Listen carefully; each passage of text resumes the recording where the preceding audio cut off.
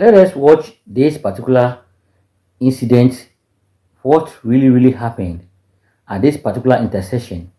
Let's watch it and then we'll come back to analyze actually what really happened and what these drivers should have done.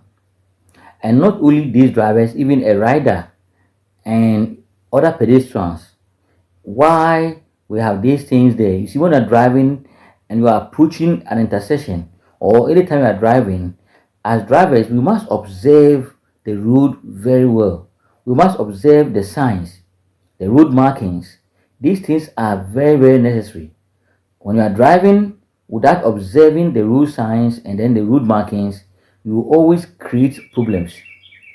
Every road sign or every road marking we see on the road, psychologically, they have a purpose or they communicate.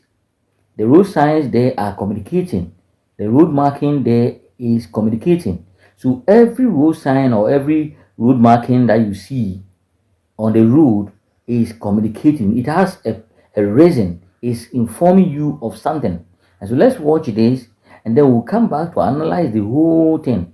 What these drivers shouldn't have done and why they did that. Let's go.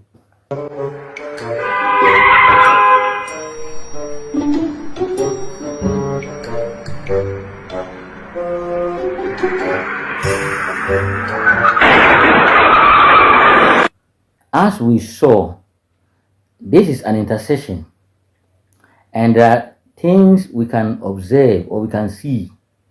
One, there is a pedestrian crossing at that particular joint or at that particular area. There is a pedestrian crossing, and then there is also a road sign that is informing drivers that they can make a U-turn. That's U-turn at that particular area.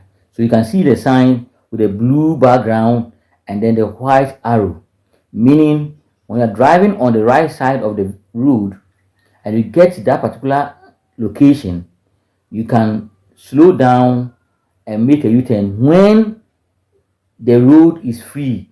When the road on your left is free, when there's no or when there is no traffic on your left side, then you have to slow down. So the arrow on the first lane is pointing towards both the right and both the left and then also ahead.